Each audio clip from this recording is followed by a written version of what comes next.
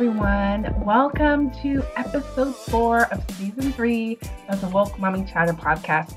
This is the last episode for 2018. I feel like 2018 has been a trek. So I just the fact that we're here is amazing and yay. Before we get into the show, just a reminder to head over to the Woke Mommy Chatter website. It's www.wokemommychatter.com to help support the podcast. So your support means that I can put together more than 8 episodes each year and maybe even hire an editor to help get the podcast out on time. I am juggling this and interviews along with kids and a full-time job that is really demanding and a whole bunch of, and a husband, everything that everyone else has going on. So it's a lot. So any kind of support is welcome. If you want to come babysit for me, please offer. You can do that too. This has been an insanely busy year for me. My head has been down. I have been in a tunnel and it's just, I haven't come up for air. So it's been a crazy, crazy year, but I am looking forward to 2019 and everything that has in store and you know, the places this podcast can go and the ways in which it can grow. So on this episode, I wanted to do kind of not a year in review so much, but a bit of a reflective episode. For those of you who are, I guess, long-time listeners, if you listen to season 1, I did an interview with someone by the name of Bellamy Shoffner. Bellamy is from Charlottesville. She spoke to me in season 1 about the Charlottesville riots. She talked about homeschooling, and she also talked about starting her own magazine called Hold the Line, which is really it's a work of art, basically, about activism and combining that with parenthood. So I had the opportunity to touch base with her and talk about where she's at. And I just need to say, on a personal level, there are people that kind of inspire you. And Bellamy is one of the people that kind of inspires me. And when I feel like I don't want to do this podcast anymore, or too much on me and too much pressure, and just I think about her and all the wonderful things she's doing, and I get inspired to continue. So Hold the Line, the magazine that you started. So the last time we spoke, I think you were just working on the very first issue, and it was going to be coming out soon. And since then, 4 issues, am I right? There have been 3 issues, and there's one more on the way. Right. So what's it been like over the last year, putting that together? Like, what have been some of the highs? Well, what have been some of the low points? And then we'll end on a high. The low points, I think the first one, I was operating with this sort of adrenaline, and I don't think I realized that it was taking me probably a couple 100 hours or something like that to get it finished. And so by the second one, because of the first one, I'd been offered a job, and so I took this part-time job. Then I had my kids, and so trying to get the second one done was extremely difficult, just with time management.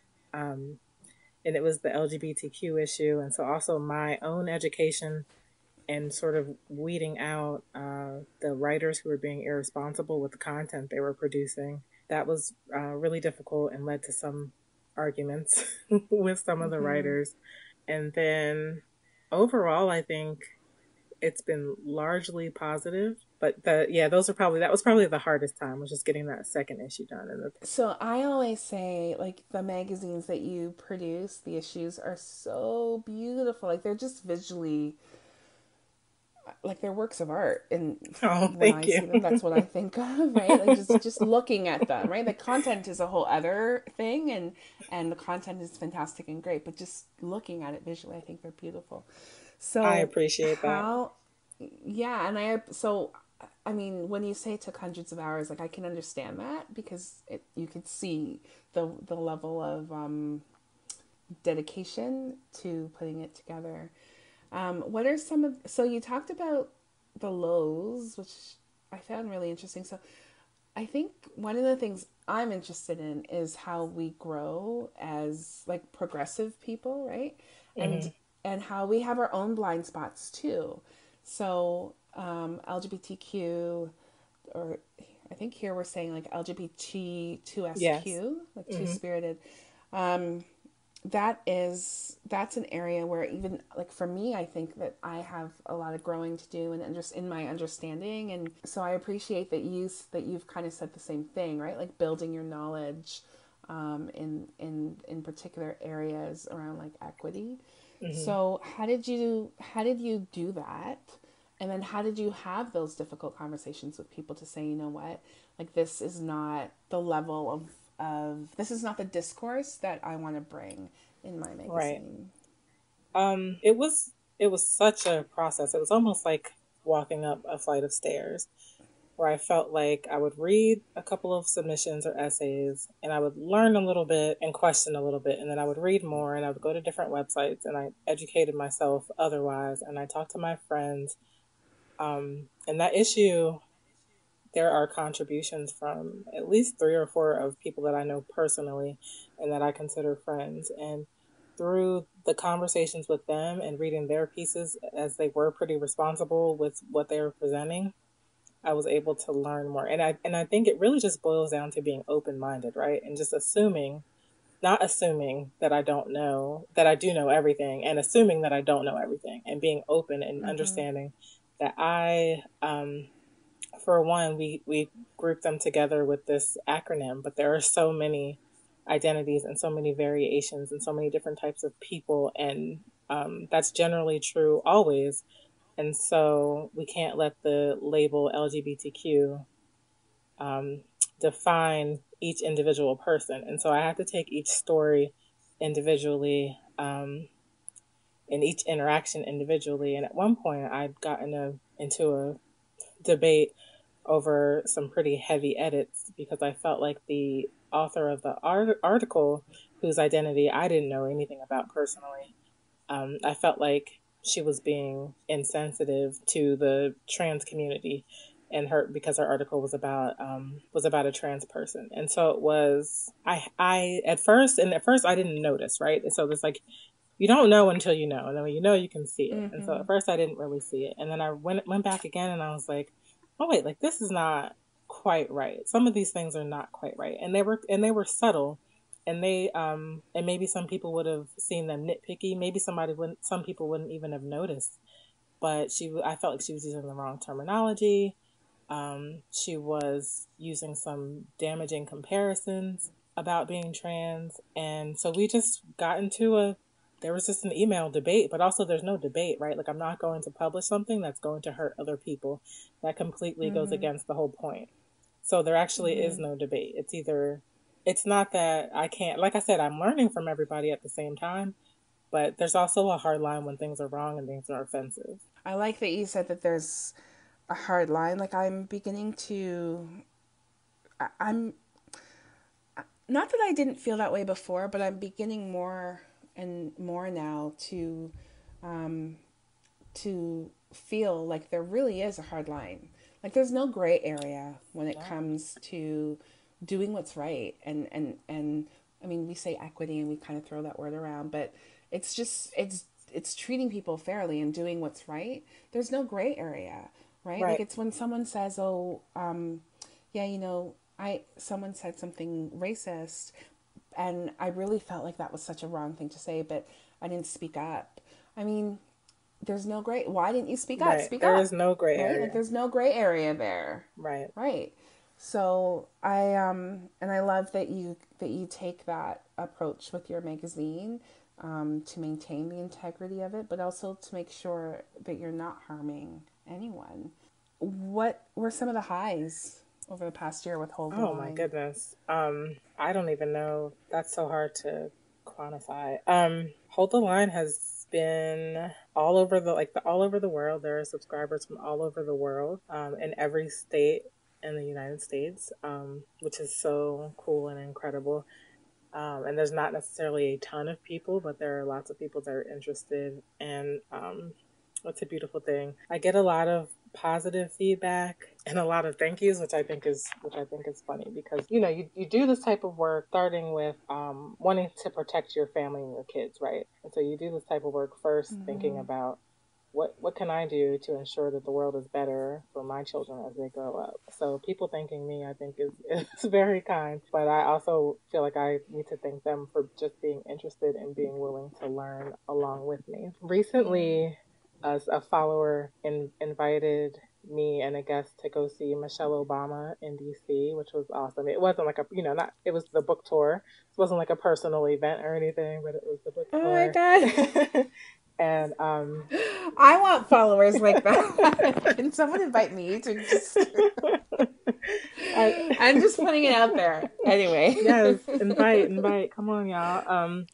Yeah, I think, and then that was the night that Barack Obama showed up. I don't know if he's been there to other Oh nights of our my book tour, but he was God. there. And so, I mean, that happened just a couple weeks ago, and it was incredible. I don't even think I've fully processed it yet. But in addition to that, I've been able just to connect with so many people on a new level. Well, you've done some other things too. I think you're being really modest. So you held a retreat, right? Oh yeah, For women. yep. Yeah. And that, I mean, it's, I would think that that's, even if it's not like a direct connection, like that's part of a result, partially of Hold the Line too, right? Yeah. And also, and you talked about like your job, which you got because of the magazine. And then I remember having a conversation with you about the authors, like the like a book festival kind of that you were putting on. Oh yes. I'm probably calling it the wrong thing. Yes. But Well, no, there is a so the place where I work holds the local book festival or the statewide book festival.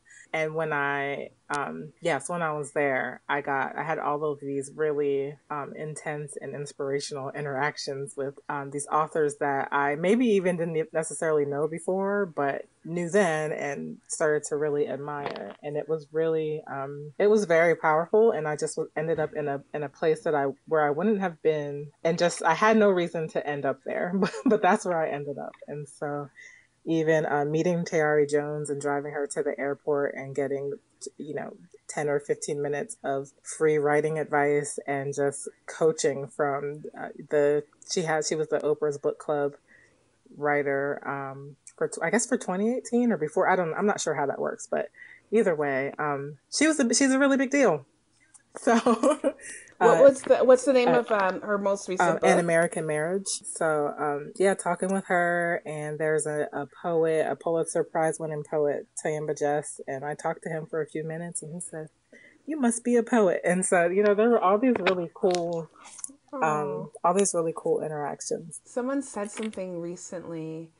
Actually, it was, oh my God, it was my daughter, like the dance school she goes to, the owner of the dance school was talking, and he like just said the most profound thing to me, which was that he was talking about Black people and us not taking the opportunities that come our way because we're in like protective mode, mm-hmm. right? We're like, oh, that's too stressful. I don't want to be a manager, or I don't want to do that. It's just too much work, which I say a lot.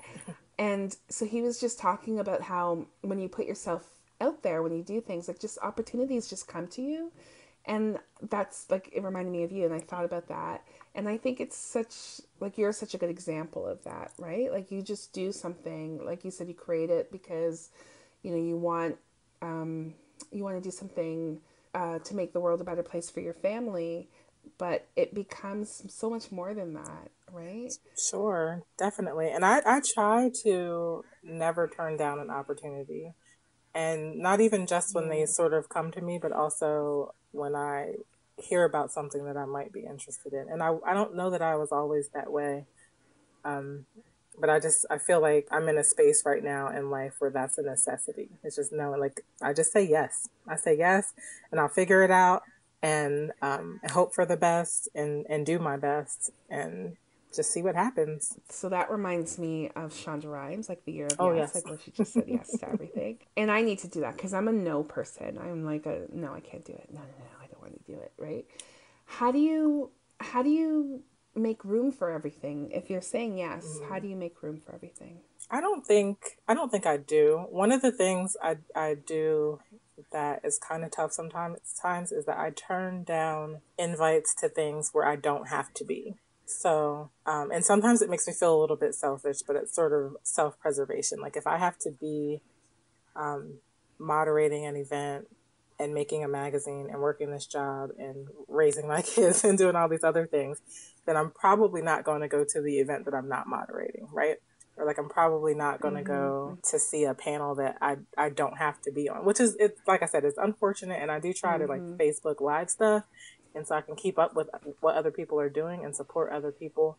But that's sort of one of the most tangible ways I can say, okay, like this is where I draw the line. Because you could be at an event or a talk or something like that every night of the week, right? And you could, always be trying to see a documentary somewhere or an art show. Like there's never ending things that you could be doing and that you might be invited to. So just knowing that I have to draw the line there is important. And then, I mean, otherwise, I feel like I don't always do it all well, and I try to relieve myself of some of the guilt. And I try to remind myself, especially as a parent, that taking the time to do these things, I hope, is one, setting a really good example for my kids, and two, allowing them to see that I'm a well-rounded person outside of my responsibilities and my love for them. So we do all this work, and then, I mean, people are consuming it, right? And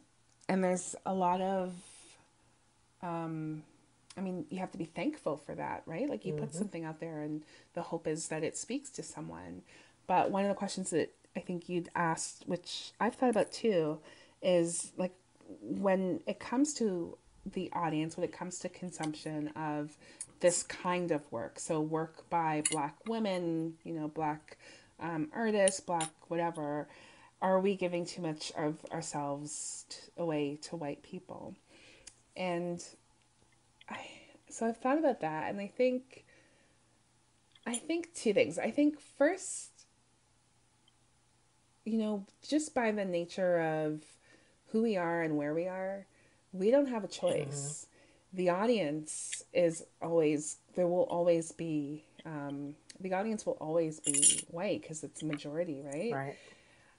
But I think is more important is who, as a creator, who your intended audience is, right? And I know for me, the work I do, and whenever I write, I'm writing for Black women. I'm writing for Black mothers, right? Like that's who I think about. Right. I'm not thinking, if I know that, when I look at the people who follow me, there are like a lot of white people who follow me, and I'm really grateful for that. And I think that's wonderful. And I hope they get something out of it. I hope, it helps enrich their life and enrich the way in which they interact with, Black women or Black families. But my audience, for me, I'm telling these stories, and I'm hoping to share any little piece of knowledge that I have and learn from, Black women. That's who my audience is. And I've heard, like, not that I'm in the same category, but I've heard like Issa Rae say this about the fact that when they did a breakdown of the audience for Insecure, it's like a lot of white people watch Insecure, right? And I think like the response was, well, yeah, but it's not for them. So yeah, right. They can consume it and watch it, but the intent is not. It was created for like Black millennials or whoever, right? Right. And it's the same thing with rap and hip hop music. Like the consumption of rap and hip hop music, like is very white, right. But it's not created for them, right? They just happen to consume it, but it's not for you. But that's okay. So yeah, that's kind of what I think of that. But what do you think? Yeah, I think I mean that is what I admire about you.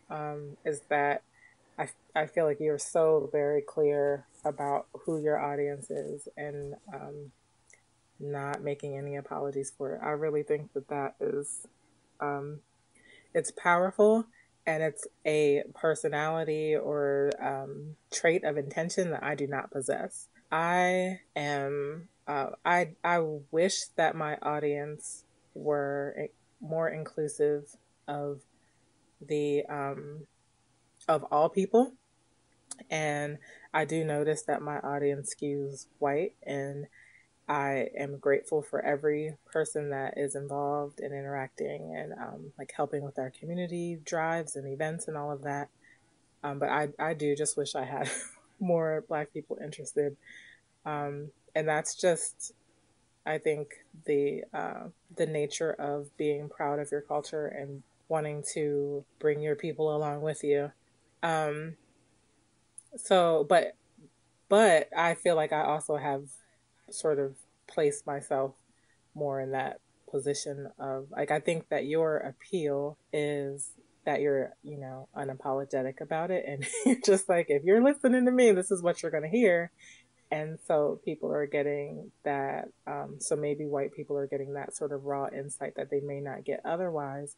That's beneficial to all of us if they have that insight and if they have that knowledge. But me, I'm just like, everybody get on board and everybody get right. You know, like it's sort of, it's sort of very open, in a way that doesn't always lend itself to me really having any idea, who I'm reaching or why. You know what I mean? Does that make sense? Like, it's sort of just like, this is for people. Particularly parents, maybe, or educators, but this is for people. And I think that's okay. Like, I think that's part of the beauty of Hold the Line, right? And it's the fact that it is for people means that anyone can kind of connect to it, and you're not limiting your audience. Whereas I feel, I mean, when I look at my audience too, yeah, it totally skews white. It's majority white, I'd say. Like, there are a lot of Black women and men that you'll see sometimes, but it does skew very white. But I feel like I shouldn't have to change my tone, right? Because it does. And I think part of it for me is that I spend so long doing that, right? Like, watching what you say and packaging who you are, your experience, in a moderated way, in a way that's neat, right, for colleagues, for friends, right, who are not Black. And I feel like it does a disservice to progression. Like, how can we move forward if I'm not honest about the fact that my daughter draws herself as white? Right. Yeah. Like, how can things change if we're only having those conversations in the Black community? So I think the understanding that if we only are talking about these things within the Black community, then it's limiting progress. I think that's something that we both feel. And so we're both going about it in different ways, and you know, there's different intentions, but that core value is still there. Yeah.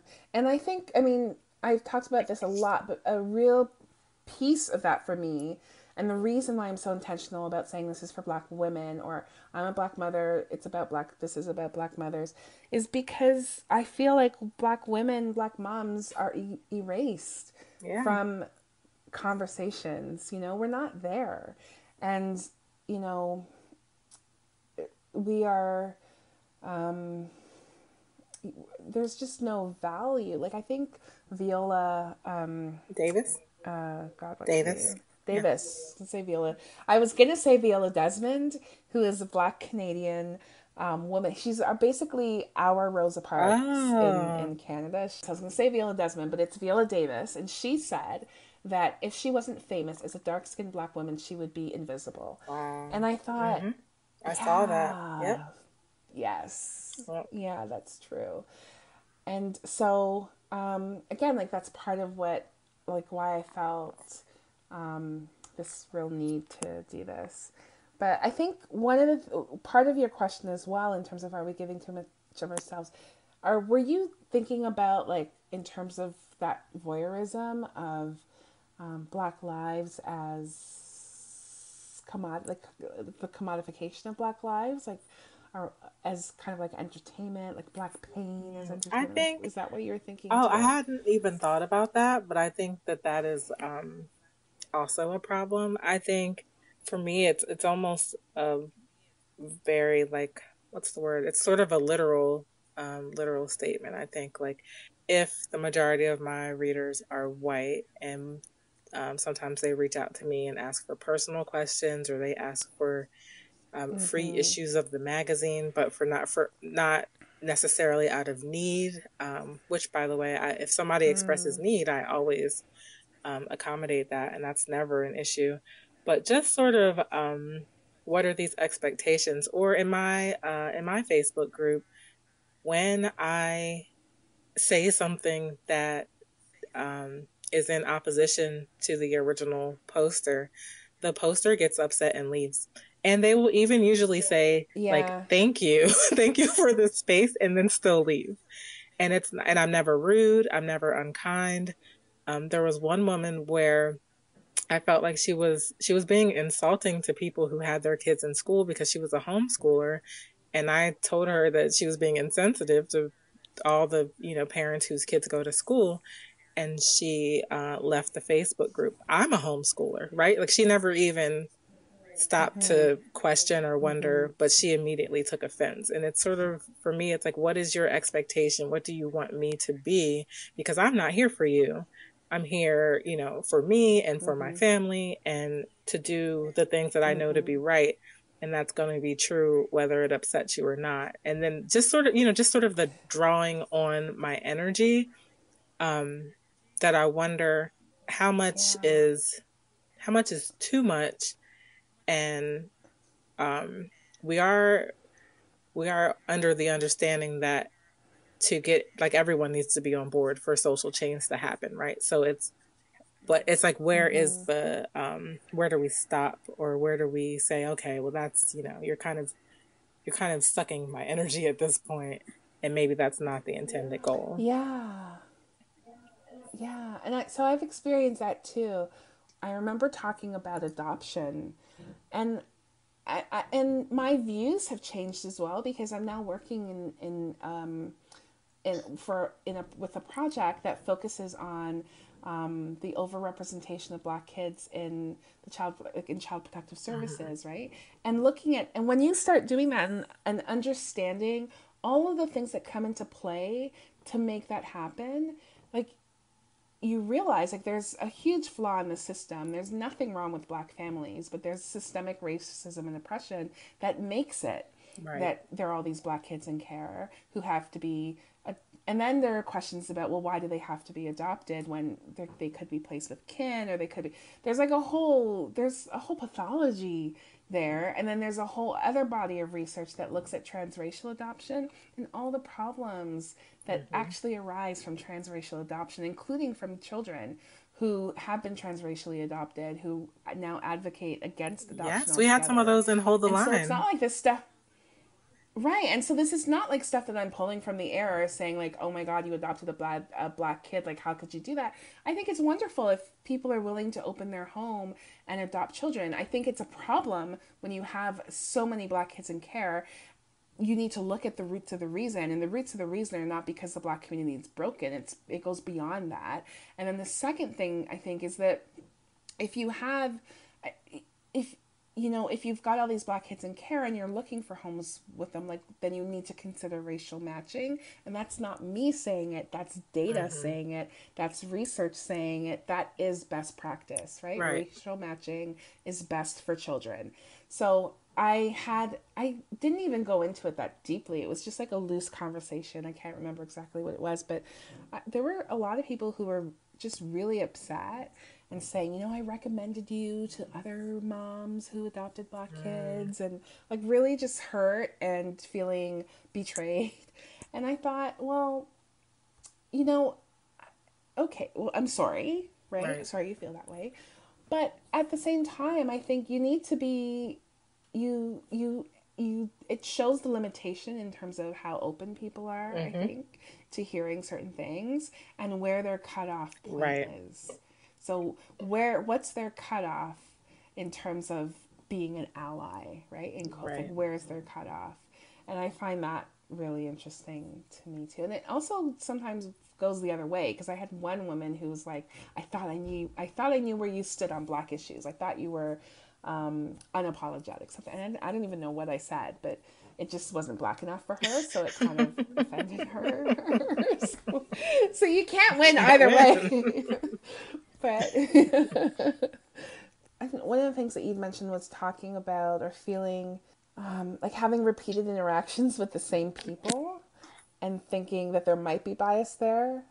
To my knowledge, I never encountered this type of situation before where I felt like every time I speak to this particular person who has no knowledge of my background or my experience at all, every time I talk to this person, they immediately disagree with what I'm saying.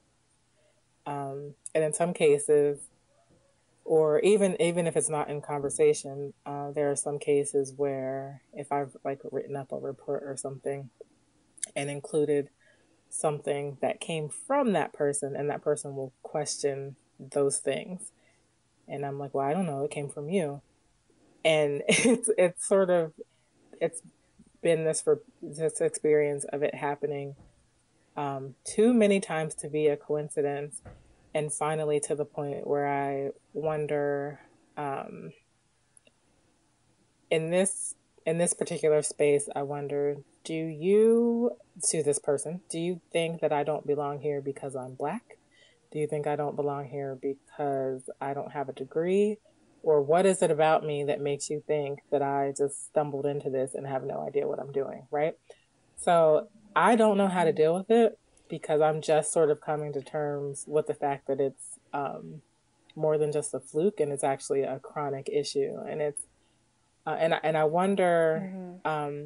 A friend of mine said something something that was really helpful actually the other day. We were discussing this, and she said, she's a white woman, so she said, as a white woman, I'm hearing you talk about this, and the only thing that I can even come close to comparing it to is sexism. So I'm thinking, if this was me and this was a man that was treating me like this, would I think he was being sexist? And the answer is absolutely yes.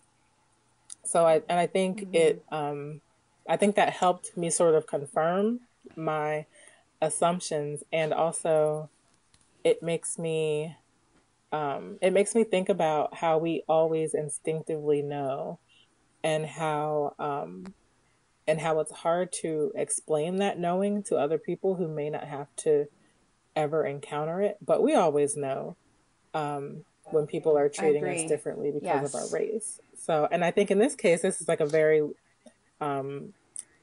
appears to be very liberal and open and all that type person. So I feel like it took me longer to sort of figure it out. Yeah, but still, you always know. You always know. And you know what that makes me think of? Our kids. So, yeah, you always know. I think for so long we've been conditioned to not call people racist. So the way that your friend can say, well, that's sexist, and then, yeah, of course I would call him out, and I would say that that's sexist behavior. Right. We've been so conditioned to not call people racist because it could be so detrimental. But you know what? Or that's the way it's framed. But I think more than ever right now, and I wasn't always like this, I call it as I experience it, right? So I will say, and for kids, imagine what that's like for a child in a classroom where their teacher's really nice to them, really nice to their parents, but there's something not right, and the kid just doesn't know how to explain what's not right, But it's coming out in their behavior, or it's coming out in other ways, because they just can't articulate the same problems we have, right? Or we're so we don't want to say it. They don't have the words to say it. So I think for me, more than ever right now, where I'm at is there is no, I'm not sure. Like if I'm going through that and I'm having that experience, yeah, that person is racist. I want nothing to do with them. And I'm going to figure out a way to either call them on it or not have to work with her. Right. So before in my last job, I had an experience with someone who I didn't like from the get-go, but there's always a reason why you don't like someone, right? And I just knew, I just knew by talking to her and just by our interactions that there was a problem there, right? And it just became bigger and bigger and bigger, and then it was just obvious. But I was still on my journey to being able to say that. And I think the last straw for me was being in a room with her, looking at images of Black women, some with nail polish on their fingers, some without, where she made a comparison to one of the Black women who didn't have nail polish as, oh, this could be my cleaner. Like, it just, whatever it was just such a bizarre thing about appearance and being Black, and then equating that to like being a domestic, like a cleaner, and how her cleaner, when she wears nail polish, this is what her cleaner looks like on a Sunday. She was all levels of problematic, right? But yeah, and I mean, that problem resolved itself because we kind of, there was like a mass layoff. So that was okay. But I mean, had I had to stay in that environment, I think at that point the point where I was at just then, it would have, like, something would have had to have happened, right? And you can't, I don't think you can let people go on things like that. Right. You have to call it out. And really, part of my frustration right now is with people who claim to be sympathetic, but who don't hold anyone to account. Right. So if you've got racist people in your family, you need to hold them to account. If you're married to someone who's racist, you need to hold them to account. Like, you can't just let these things slide, because that's how it becomes repetitive. And it's hard. And that's what we have to do. Right. That's why our blood pressure is so high, right? Like, and that's exactly, as Black people. Part of my intention with the original question or subject is just like, what damage are we doing to ourselves and to our health by being these people that are the go-tos for the answers, and also still being in the world where we have to deal with being mistreated because we're Black. It's sort of just everything's piling up on top of us. Yeah, we are damaging our health, right? And Black women, our health outcomes are not great. And a lot of that is stress related, right? Like, so much of that is stress related, and we carry those burdens for everything. So I don't know. I don't have the answer. I just know that for me, and also, I mean, this is also part of my anxiety. Like, when I talk to you about being like, I'm feeling stressed right now, and for the last year and until March, so a year and a half, I would have been working in an environment where my focus is purely Black issues, where I'm allowed to talk about racism, I'm allowed to talk about oppression, I'm allowed to talk about like all these issues, and talk about how racist everything is around you, and you can talk and express that. And so I'm allowed to do all of that, but that ends in March. So part of me is like, oh my God, what am I going to do? How am I going to go back into like a normal working environment? I'm not going to be able to do it. Right? So there's all this panic. And really legitimately, there's a lot of panic, because I'm like, what am I going to do when I cannot You want to be somewhere where you can or talk about race. Yeah. So, and that's part of what keeps you sane. And then when you have to hold it in and be like, oh, I'm going through this, and it's just not, and you have to keep it to yourself, or you have to talk in hushed tones in the bathroom or in the kitchen. Like, that's, nobody wants to work in an environment like that. No. Or if you're in a work environment where, if you're talking to your Black colleague and you're kind of huddled chatting about something and everyone's looking to see what you're talking about. Right. That's just, I hope they're not ganging up on us. Yeah.